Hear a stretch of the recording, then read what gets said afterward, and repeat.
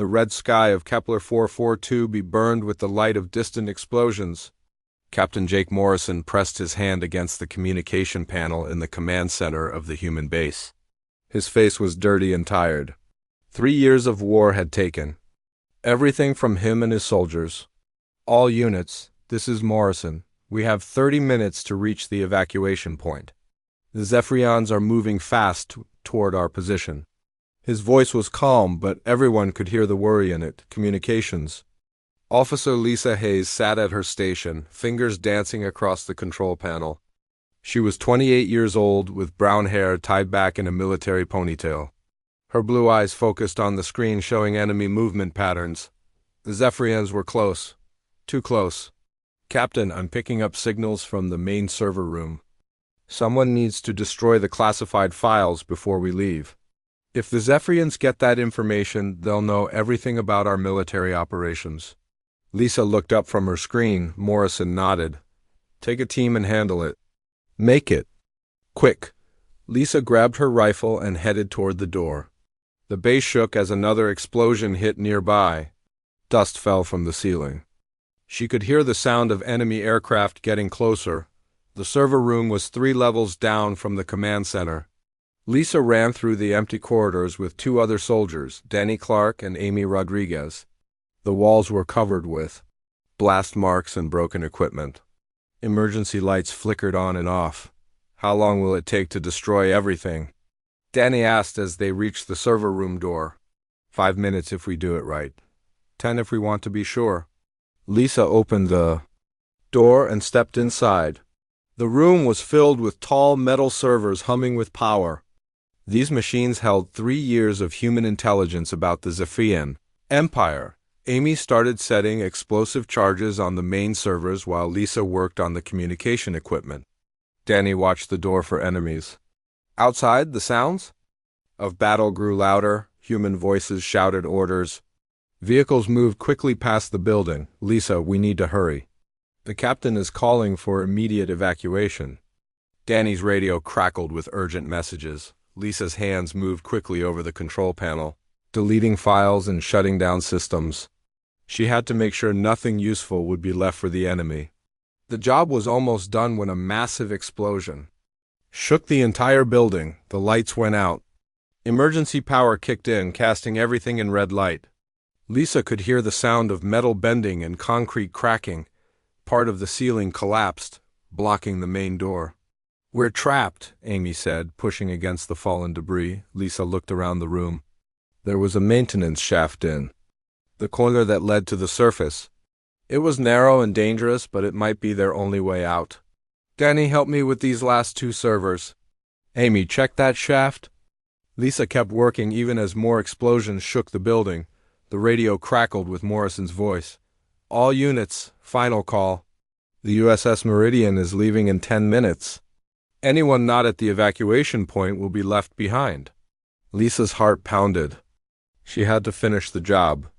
If the Zephyrians got this information, they could use it to attack other human colonies. Thousands of lives depended on her completing this mission. Amy called from the shaft. It's clear, but it's a long climb. We need to go now. 2 more minutes, Lisa said, her fingers flying over the controls.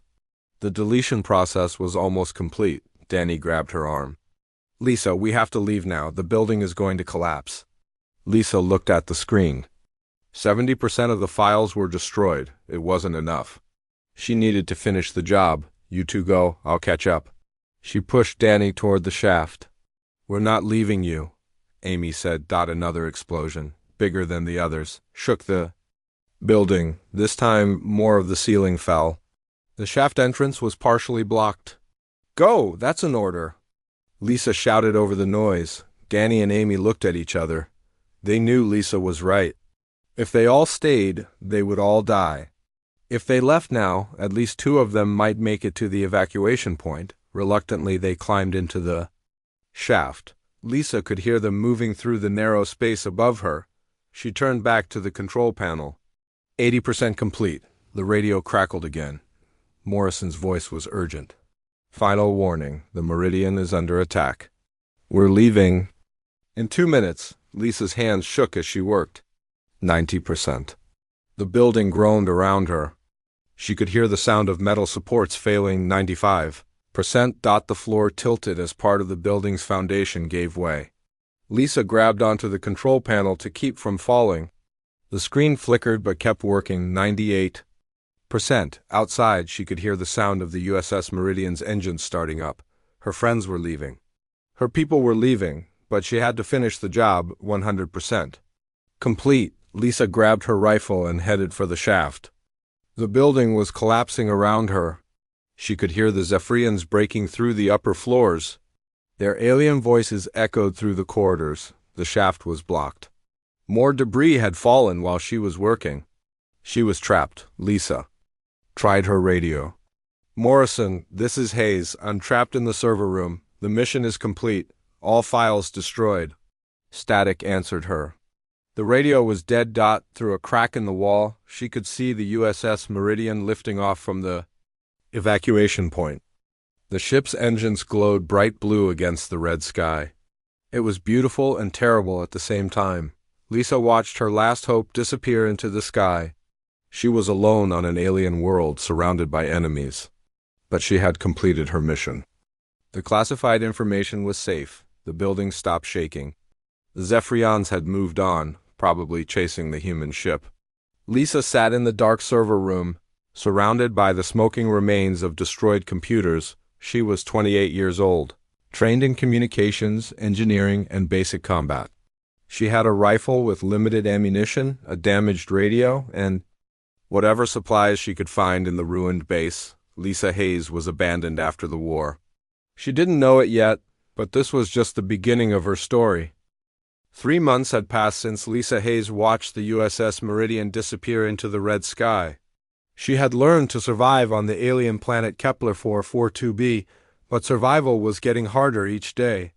The destroyed human base had provided some supplies, but most of the food was gone now. Lisa walked through the ruins of what used to be a Zephyrian outpost. The war had left scars everywhere. Broken metal structures stuck up from the ground like dead trees. The air smelled of burned chemicals and old smoke. She carried her rifle and a backpack filled with whatever useful items she could find. Her hair was longer now, tied back with a piece of wire. Her military uniform was dirty and torn. She had lost weight, but her eyes were still sharp and alert. 3 months of living alone had made her stronger in some ways and more careful in others. Lisa heard a sound behind her. She turned quickly, raising her rifle. At first, she saw nothing. Then she noticed movement behind a pile of rubble. Something small and fast disappeared behind the broken concrete. She lowered her weapon and approached carefully. The creature might be dangerous, but it might also be afraid. Lisa had seen tracks around the area for weeks, but this was the first time she had seen one of the aliens that made them. "Hello," she called softly. "I'm not going to hurt you." A small head peeked out from behind the rubble. The creature was about 3 feet tall with smooth skin that looked like crystal. It had large eyes that changed color from blue to green. Its face was almost human, but the features were more delicate. The creature stared at Lisa for a long moment. Then it made a sound like wind chimes in a gentle breeze. Lisa had never heard anything like it.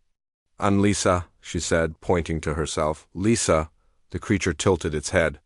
It made the wind chime sound again, but softer this time. Then it pointed at itself and made a different sound. Lisa smiled. It was the first time she had smiled in months. "Nice to meet you," she said. The creature stepped out from behind the rubble. It was thin and moved with quick, careful steps. Its crystal skin caught the light and made small rainbows. Lisa could see that it was scared but also curious. More sounds came from behind other pieces of rubble. Lisa looked around and saw more of the crystal creatures watching her. There were at least a dozen of them, maybe more. They all looked hungry and tired. One of the creatures, bigger than the others, stepped forward. It carried what looked like a broken piece of technology.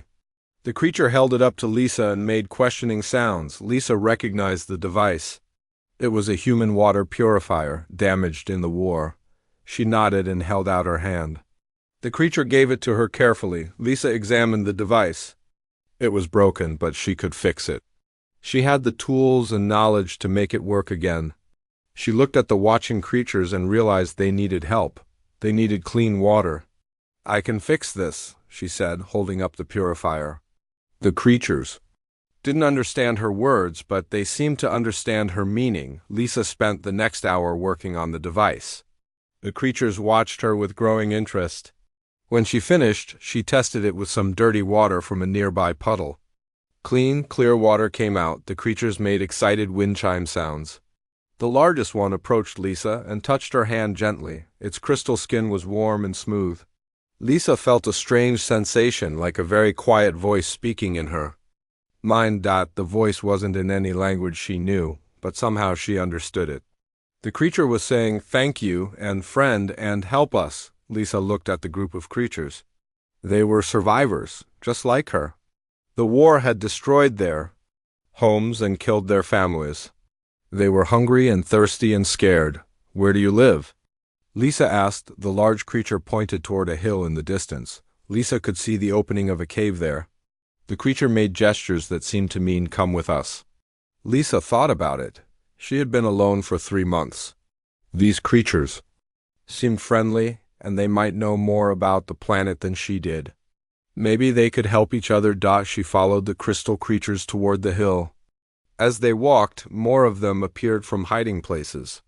Lisa counted at least 30, including some that were very small. Children, she realized. The cave was larger than it looked from outside. The creatures had made it into a home with sleeping areas and places to store food. But Lisa could see they didn't have much. The war had taken everything from them too. As they went deeper into the cave, Lisa heard different sounds. Deeper, rougher voices. She tensed and reached for her rifle. But the crystal creatures made calming sounds. Around a corner, Lisa saw another group of aliens. These were completely different from the crystal creatures. They looked like bears that walked on 2 legs, but they had thick, armor-like skin instead of fur. They were much bigger than the crystal creatures, but they seemed just as scared and hungry. One of the bear-like creatures approached Lisa. It was almost 7 feet tall and had scars on its armored skin, but its eyes were intelligent and kind. It made a low rumbling sound that somehow felt like a greeting. Lisa realized that both alien species were living together in the cave. The war had forced them to work together to survive.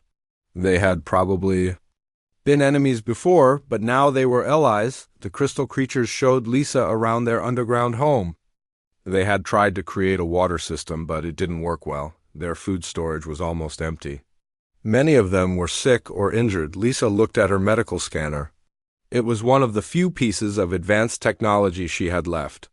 She turned it on and examined one of the sick crystal creatures. The scanner showed an infection that could be treated with antibiotics from her medical kit. She gave the creature the medicine and showed the others how to use the scanner. They watched with amazement as the device identified illnesses and suggested treatments. The bear-like creatures brought her pieces of broken technology they had found. Lisa recognized some of it as human equipment, some as Zephyrian, and some as belonging to the aliens themselves.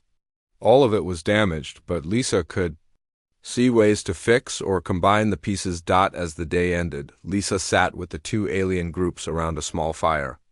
She had helped them fix their water system and treated several sick individuals. In return, they had shared their food with her and shown her safe places to sleep. One of the crystal creatures approached her. It was the first one she had met. It touched her hand again, and Lisa felt that quiet voice in her mind. "Skybringer," the voice said. "You came from the sky to help us?" Lisa looked up at the cave ceiling. Through a crack she could see stars. The same stars she had seen from Earth, but now they seemed very far away. The bear-like creatures had their own name for her. They called her the Tall Healer because she was taller than both alien species and because she could heal their sick. Lisa realized that these creatures saw her as something special. To them, she wasn't just a stranded human soldier. She was someone who had knowledge and tools they needed to survive. For the first time since being abandoned, Lisa felt like she had a purpose. She wasn't just surviving anymore. She was helping others survive too. The crystal creatures and the bear-like aliens needed her, and she needed them. Together, they might be able to build something better than just survival. They might be able to build a future. 2 years had passed since Lisa Hayes first met the crystal creatures and the bear-like aliens. The cave that had once been their hiding place was now the center of something much bigger. Lisa stood at the entrance, looking out at the settlement that had grown around the hillside. Small buildings made of stone and salvaged metal dotted the landscape. Gardens stretched across the valley floor, filled with crops that grew better than anything the aliens had seen before. Clean water flowed through channels Lisa had helped them dig. The air no longer smelled of war and destruction. Lisa was 30 years old now. Her hair was longer and streaked with early gray. Her military uniform had been replaced by clothes made from local materials. She looked older, but her eyes were brighter than they had been in the cave. She had found her purpose. A young crystal creature named Zara approached her. Zara was one of the first to learn human words. Her crystal skin had grown more colorful over the years, showing bands of blue and green that meant she was healthy and happy. "Teacher Lisa, the council meeting is ready," Zara said in careful English. Her voice still sounded like wind chimes. But now Lisa could understand the words clearly. Lisa smiled. "Thank you, Zara. How are the new water pipes working?" "Very good. The Korath children loved to play in the fountain you showed us how to make." Lisa followed Zara toward the council building. It was the largest structure in the settlement, built with techniques Lisa had taught them. The walls were strong but beautiful, decorated with crystal patterns and metal artwork. Inside, representatives from both alien species sat around a circular table. The Villani, as Lisa had learned to call the crystal creatures, sat on one side. The Korath, the bear-like aliens, sat on the other. 2 years ago, these groups had barely trusted each other. Now they worked together on everything. Gorak, the largest of the Korath, stood up when Lisa entered. His armored skin had healed from the scars of war, and his eyes were calm and intelligent. "Tall healer," he said in his deep, rumbling voice. "We have good news to share." Lisa took her seat at the table.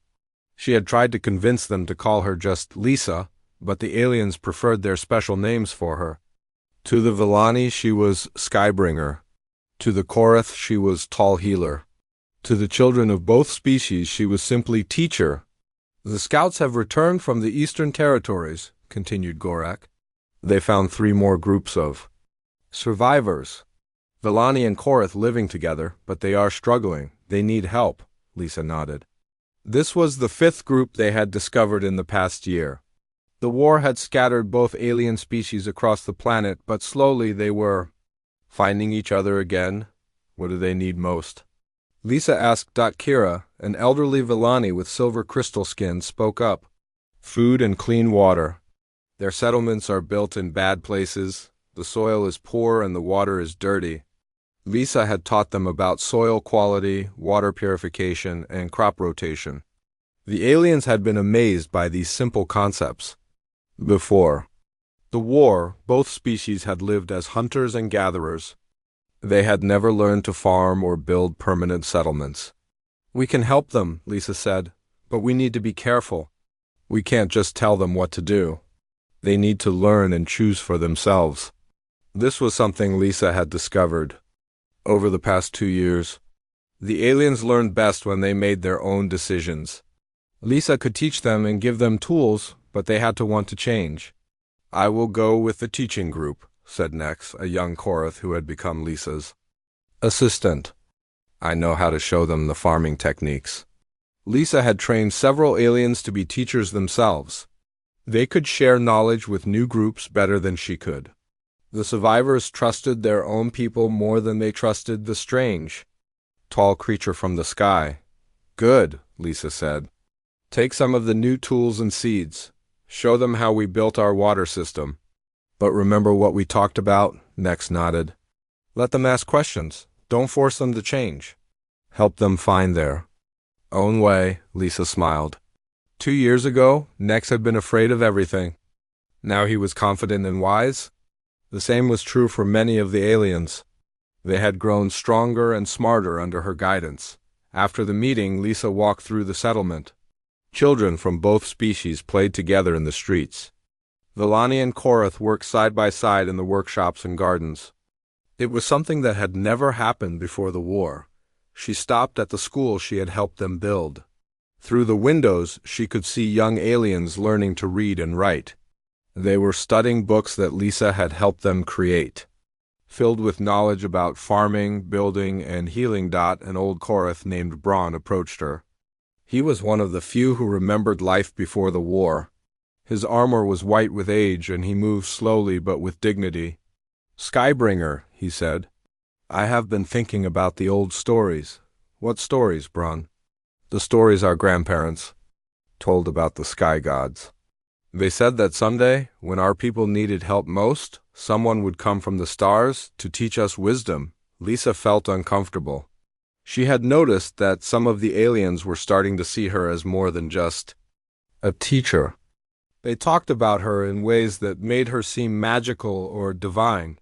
"I'm not a god, Braun. I'm just a person who knows some useful things." Braun smiled. "That is what a true sky god would say." Lisa walked away, troubled by the conversation. She had tried to teach the aliens to think for themselves, to question everything, and to find their own answers. But they seemed to want to worship her instead. At the edge of the settlement, Lisa found her favorite quiet spot. It was a small hill where she could see the entire valley. The sun was setting, painting the sky in shades of orange and purple. Zara found her there, as she often did. The young Villani had become like a daughter to Lisa. "You look sad, teacher," Zara said, sitting beside her. "I'm worried about something," Lisa said. "Some of the adults are starting to treat me like I'm special. Like I'm not just a regular person." Zara was quiet for a moment. "You are special to us. You saved us when we were dying. You taught us how to live better. You brought our peoples together. But I'm not a god. I make mistakes. I don't know everything." "We know that," Zara said. "But you are still the most important person in our world. You changed everything for us." Lisa looked out at the settlement. Lights were beginning to come on in the buildings. Families were gathering for dinner. Children were laughing and playing. It was peaceful and beautiful. 2 years ago, both alien species had been hiding in caves, slowly starving and dying. Now they had a thriving community with enough food, clean water, and hope for the future. "Maybe being special isn't about being perfect," Zara continued. "Maybe it's about caring enough to help others even when it's hard." Lisa thought about that. She had stayed on this planet not because she was trapped, but because she had chosen to help. She could have tried harder to contact human ships. She could have focused only on her own survival. Instead, she had decided to use her knowledge and skills to help others. She had taught them not just how to survive, but how to live better lives. "You're very wise, Zara," Lisa said. "I learned from the best teacher," Zara replied, her crystal skin glowing softly in the evening light. They sat together watching the stars appear. Lisa realized that something important was happening. She wasn't just teaching the aliens about farming and building. She was helping them create a new kind of society. The Villani and Korath had never cooperated before the war. Now they were building a civilization together. They were learning to solve problems with discussion instead of fighting. They were sharing knowledge and resources. Lisa had brought them more than just practical skills. She had brought them hope and a vision of what they could become. Far below, in the settlement, she could hear the sounds of evening life. Voices calling to each other, children being called home, the sounds of work ending and families coming together. It was the sound of a community that was growing stronger every day. A community that Lisa had helped create, but that now belonged to all of them. The aliens were right about one thing. Lisa Hayes had changed their world, and in doing so, she had changed herself too. She was no longer just a stranded human soldier. She was a teacher, a leader, and a builder of new futures. The stars above seemed brighter than they had in years. Lisa Hayes stood in the great library, surrounded by shelves filled with books and data crystals. She was 52 years old now, and the years had left their mark on her face and hands. Her hair was completely gray, but her mind was as sharp as ever. The library was her greatest achievement, a place where all knowledge was kept and shared. Outside, the city of New Haven stretched across the valley. What had started as a small settlement was now home to 50,000 Villani and Korath. Tall buildings made of crystal and metal reached toward the sky. Gardens and parks filled the spaces between them. Flying vehicles moved through the air. Powered by technology that Lisa had helped them develop, Zara entered the library. Now a grown adult with deep blue crystal skin that showed her high rank in the community. She had become Lisa's closest assistant and the head of the teaching council. "Teacher Lisa, the delegation from the northern continent has arrived," Zara said. "They want to meet with you." Lisa nodded but didn't look up from the book she was writing. It was a guide to advanced engineering, filled with diagrams and explanations that would help future generations build even better cities. "What do they want?" Lisa asked. "The same thing all the new groups want. They want to learn from the Skybringer. They want you to come to their lands and teach them." Lisa sighed. Every month, new groups of Villani and Korath arrived in New Haven. Word of their success had spread across the entire planet. Tribes that had been hiding since the war were coming out of the mountains and forests, seeking the wisdom of the human who had changed everything. "I can't visit every group personally," Lisa said.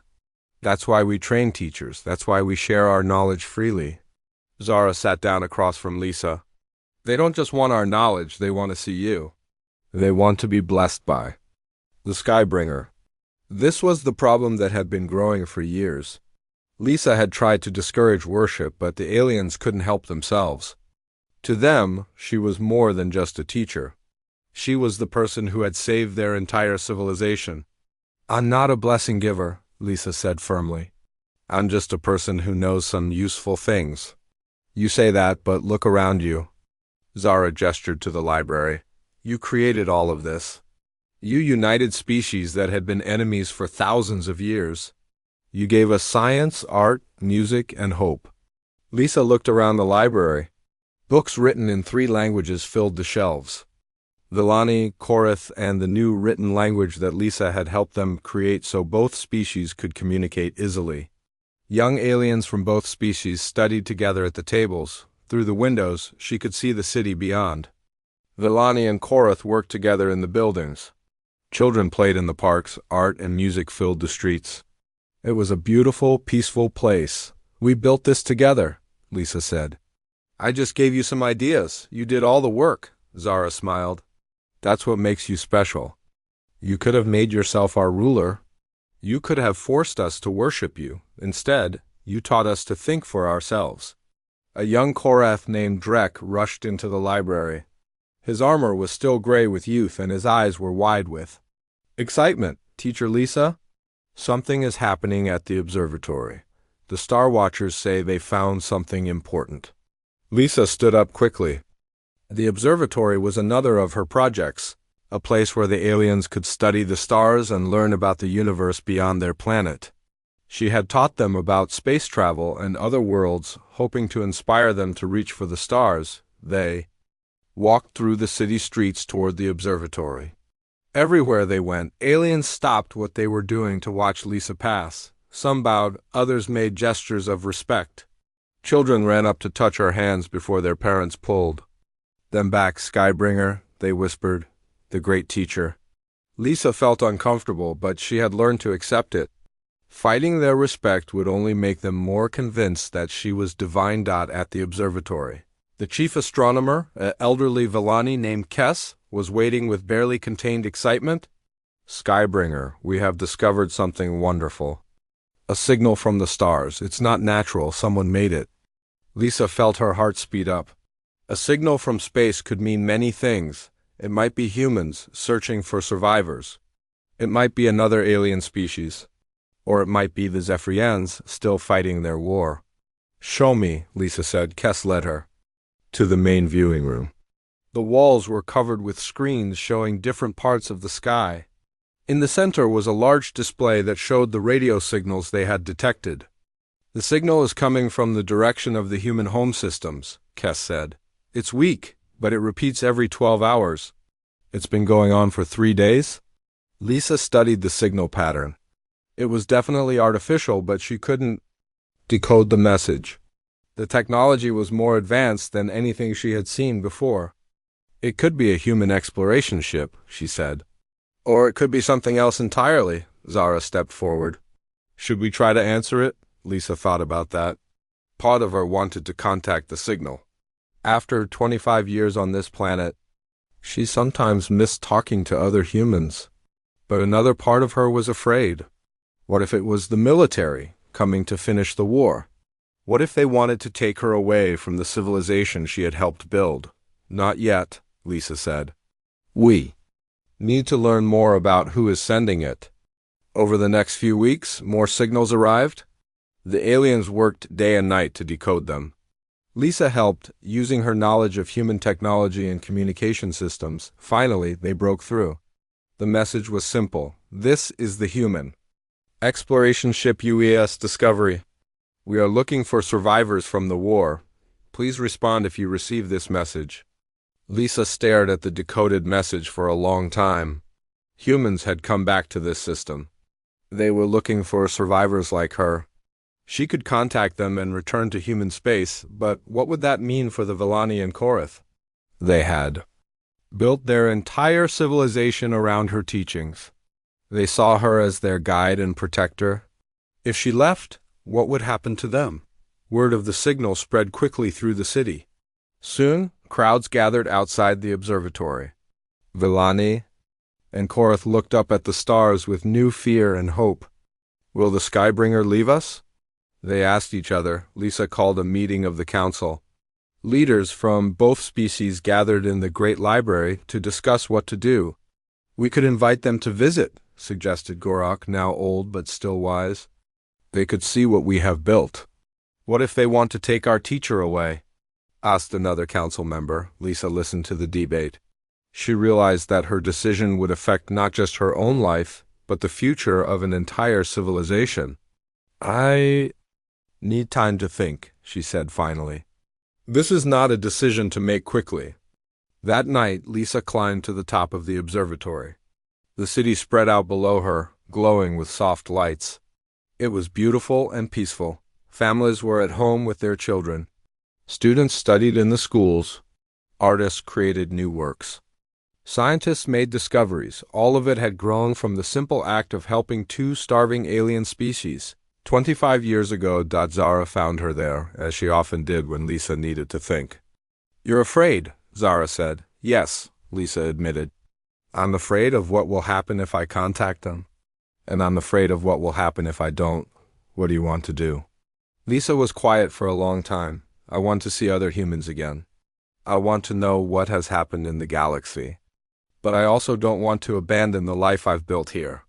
You taught us that all knowledge should be shared, Zara said. Maybe it's time to share our knowledge with the humans. Lisa looked up at the stars. Somewhere out there, humans were searching for survivors. They had no idea that one of their own had become the foundation of an entire civilization. You're right, Lisa said. It's time to make contact. The next morning, Lisa stood in the communication center of the observatory. The entire council was there, along with representatives from across the planet. This moment would change everything. Lisa activated the transmitter and spoke into the microphone. This is Lisa Hayes, communications officer, formerly of the Human Colonial Fleet. I survived the war on Kepler 442b. I am not alone. I have friends here who want to meet you. She sent the message toward the stars and waited. 2 hours later, a reply came back. The voice was human, speaking English with an accent Lisa didn't recognize. Lisa Hayes, this is Captain Chen of the UES Discovery. We thought all personnel were evacuated from your sector. We're very glad to hear from you. We would like to arrange a meeting. Lisa looked around at the faces of her alien friends. They were nervous but excited. History was about to be made. Captain Chen, you are welcome to visit our world. But I should warn you, things here are not what you might expect. We have built something new. The reply came quickly. We're prepared for anything, Lisa. We're coming to get you, Lisa smiled. They had no idea what they were flying into. They thought they were rescuing a stranded human. Instead, they were about to meet the god figure of an entire civilization. The age of isolation was ending. The age of contact was about to begin. Lisa Hayes stood at the window of her mountain sanctuary, watching the sunrise paint the valley below in shades of gold and orange. She was 73 years old now, and the years had changed her in ways that went beyond gray hair and wrinkled skin. The meeting with the human ship UES Discovery had happened 3 years ago, and everything had changed since then. The sanctuary was built high in the mountains above New Haven, a beautiful building made of crystal and stone that seemed to grow from the mountainside itself. The Villani and Korath had built it for her, calling it the Temple of the Skybringer. Lisa had tried to refuse the title, but the aliens insisted. To them, she had become something beyond human. Below in the valley, New Haven had grown even larger. The city now housed over 200,000 beings from both species. But more importantly, delegations from across the galaxy had come to visit. The story of the human who had created a peaceful civilization had spread to dozens of worlds. Zara, now middle-aged with silver patterns in her crystal skin, entered the sanctuary quietly. She had become the official leader of New Haven, but she still visited Lisa every day. "Teacher, the morning visitors are here," Zara said softly. Lisa nodded without turning from the window. Every day, pilgrims came to the mountain sanctuary. They traveled from across the planet and even from other worlds to see the Skybringer. They brought gifts, asked for wisdom, and told stories of how her teachings had changed their lives. "Who came today?" Lisa asked. "A family from the southern continent. Their daughter is sick, and they believe your blessing can heal her. Also, 3 scholars from the Centauri colonies who want to study your philosophical writings," Lisa sighed. The blessing ceremonies were the hardest part of her new role. She had tried to explain that she couldn't actually heal people with magic, but the aliens believed so strongly in her power that sometimes sick people did get better after meeting her. She couldn't tell if it was the placebo effect or something. "Stranger, and there's something else," Zara continued. "Captain Chane sent another message. She wants to meet with you again." Captain Chane of the UES Discovery had been trying to convince Lisa to return to human space for 3 years. The captain couldn't understand why Lisa chose to stay with aliens instead of coming home to her own people. "What does she want this time?" Lisa asked. "She says the human government wants to make you an ambassador. They want you to represent Earth in the new Galactic Council." Lisa turned from the window. The Galactic Council was something new, created after first contact between the Villani Core civilization and other species. Her peaceful society had impressed many alien governments, and they wanted to learn from the human methods. "I already told her my answer," Lisa said. "My place is here," but even as she said it, Lisa felt uncertain. Strange things had been happening to her over the past few years. Her technology worked better than it should. She seemed to know things she had never learned. Sometimes she felt connected to the planet itself, as if she could sense the thoughts and feelings of every living thing on it. The crystal formations in the mountain had grown stronger since she moved to the sanctuary. The Villani said the crystals were responding to her presence, but Lisa didn't understand how that was possible. "There's something I need to tell you," Zara said carefully. "The council has been discussing it for months, but we weren't sure how to explain." "What is it?" "The planet is changing. The crystal formations are growing all over the world. Plants grow better near them. Animals are healthier. The Villani scholars think the changes started when you first arrived, but they're getting stronger." Lisa sat down heavily in her chair. She had noticed some of these changes but had tried to ignore them. The idea that she was somehow affecting an entire planet was frightening. "That's impossible," Lisa said. "I'm just a human. I don't have any special powers." Zara knelt beside Lisa's chair. "Teacher, we have known you for almost 50 years. We have watched you grow from a stranded soldier into something greater. You saved our species. You created our civilization. You brought peace to our world. I just shared some knowledge and tried to help. You did more than that. You changed yourself by caring for others." The old Villani stories speak of beings who become one with the worlds they protect. We think that's what has happened to you. Lisa felt a chill run down her spine. She had read some of those old stories. They talked about guardians who became so connected to their worlds that they could never leave, but who gained the power to protect and guide their people forever. The council wants to perform the ceremony of recognition. Zara continued. It's an ancient ritual that honors those who have transcended their original nature to serve others. I don't want to be worshipped, Lisa said firmly. It's not worship, it's acknowledgement of what you have become. You are no longer just Lisa Hayes, the human soldier. You are the Skybringer, the teacher of worlds, the guardian of peace. Before Lisa could respond, alarms began ringing in the sanctuary. Both women rushed to the communication system. On the screen, they could see ships approaching from space. But these weren't human vessels or any of the friendly aliens they knew. Zephyrian. Warships, Zara said, her crystal skin turning dark with fear. 12 of them, heading for New Haven. Lisa felt her blood turn cold. The Zephyrians had found them. After 50 years of peace, the war had come to her world. Get me Captain Chun, Lisa said. Chun's face appeared on the screen within minutes. Lisa, we see them too. The Discovery is moving to intercept, but we're outnumbered. Why are they here? Lisa asked. Our intelligence suggests they are after you. Word has spread about the human who united the Villani and Korath. They see you as a threat to their empire. Lisa looked out at the valley where hundreds of thousands of peaceful beings lived and worked. Children played in the gardens. Families shared meals.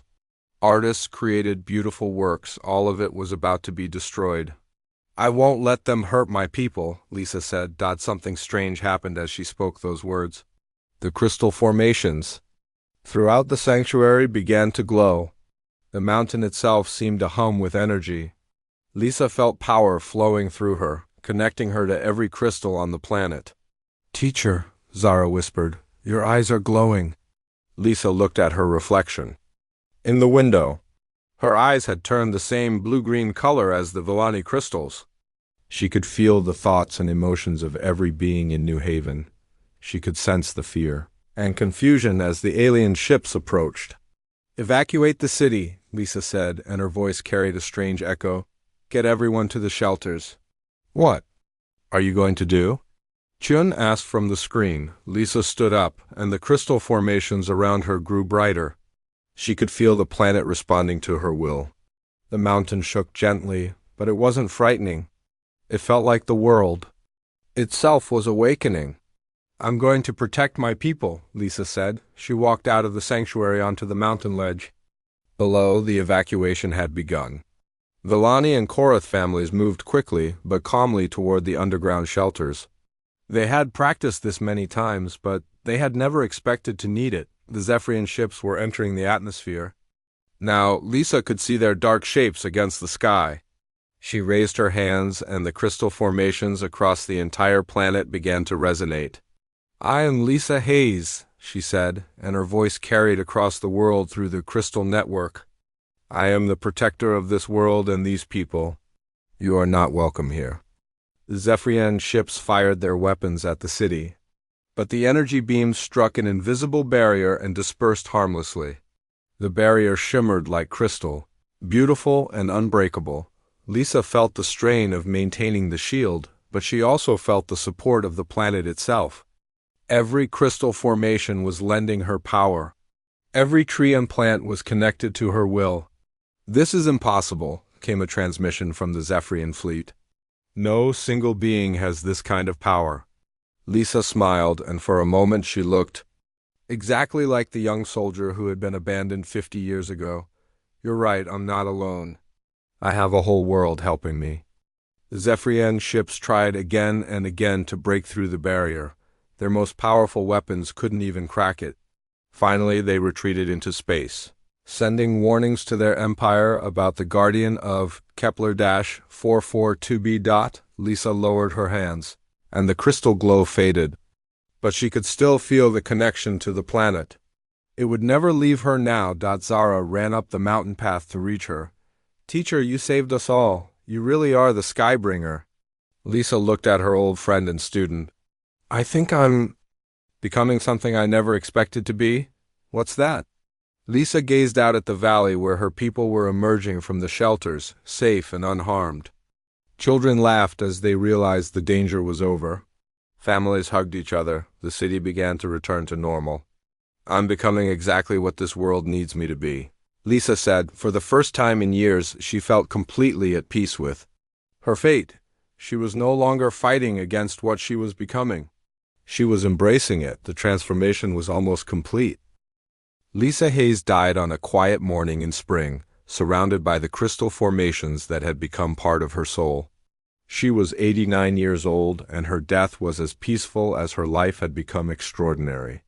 Zara held her hand as she passed, tears like liquid crystal falling from her eyes. Teacher, Zara whispered, thank you for everything. Lisa's last words were simple. Take care of each other. The love you share is the greatest gift I could ever give you. The moment Lisa died, every crystal formation on the planet glowed brightly. For exactly 1 minute. Then they returned to normal, but somehow they felt different, warmer, more alive. 300 years had passed since that day. The city of New Haven had grown into the most beautiful metropolis in the known galaxy.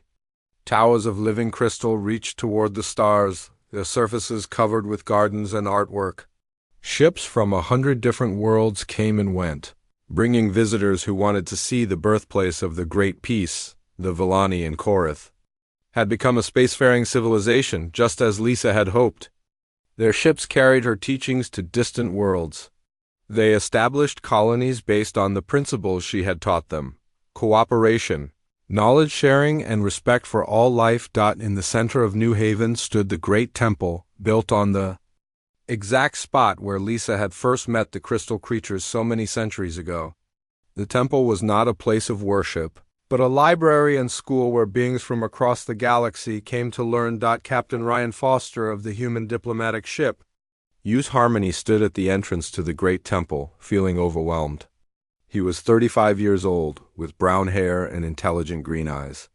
This was his first mission to Kepler 442b, and nothing had prepared him for what he found here. A young Villani guide named Kes approached him. Her crystal skin showed patterns of deep blue and gold, marking her as a scholar teacher. "Welcome, Captain Foster," Kes said in perfect English. "I am honored to meet a descendant of the great teacher's people." Ryan felt uncomfortable with the reverence in her voice. "Please, just call me Ryan," and Lisa Hayes was just a regular human, not some kind of divine being. Kes smiled, her crystal skin shifting to show gentle amusement. "Come, let me show you the archives. Perhaps then you will understand." They walked through the temple halls, past walls covered with artwork depicting scenes from Lisa's life. There she was as a young soldier fixing the water purifier.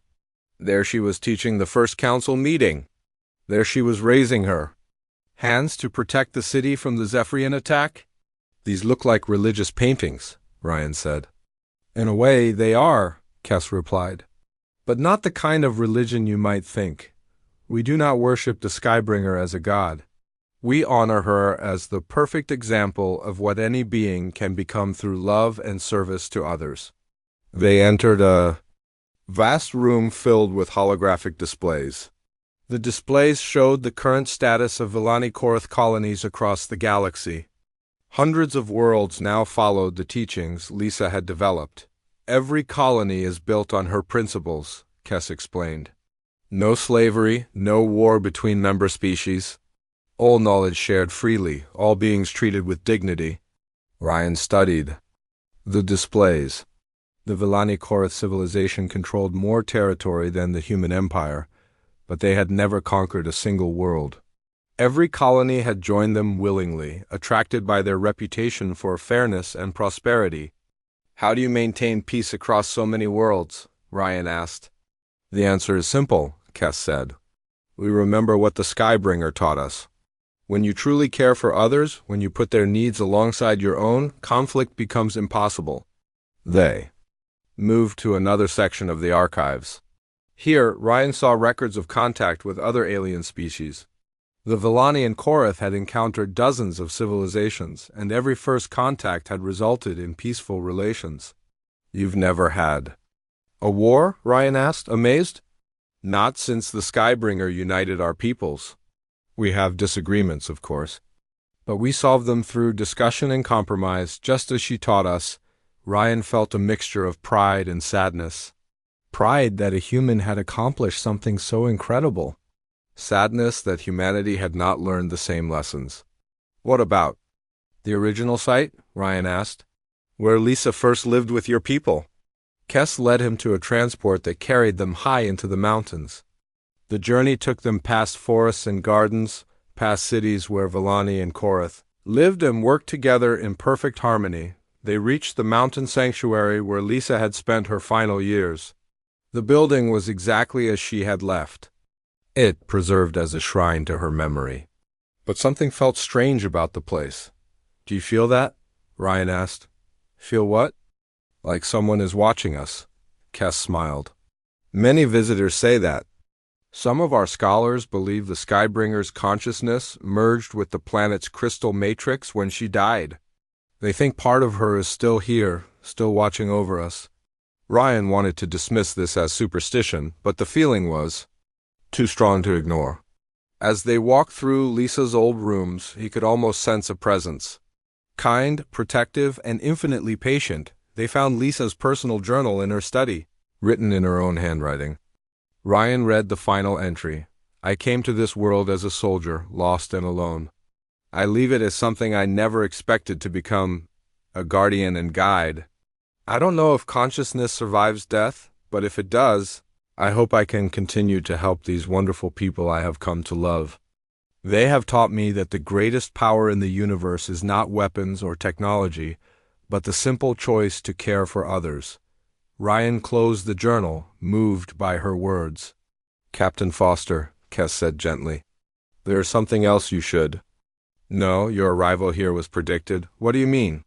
The Skybringer left specific instructions for when humans would return to our world. She said that someday her own people would come seeking what she had found here. Kess led him to a sealed chamber in the sanctuary. Inside was a crystal formation unlike any Ryan had seen. It pulsed with soft light, and when he approached it, he heard something impossible, Lisa's voice, clear as if she were standing beside him. If you are hearing this, then humans have returned to this world. Welcome. I hope you can see what we have built here. This is not about worship or divine power. This is about the simple truth that love and cooperation can create miracles. Ryan stared at the crystal in amazement. How is this possible? We don't fully understand it ourselves, Kess admitted. But the Skybringer found a way to preserve her message for you. The voice continued. I want you to know that humans are capable of incredible things. Not because we are superior to other species, but because we have the capacity to grow beyond our limitations. We can choose to be better than we are. Ryan felt tears in his eyes. Lisa's message wasn't just for him, it was for all of humanity. Take this message back to your people, the voice said. Tell them that one of their own found a way to change the galaxy through kindness.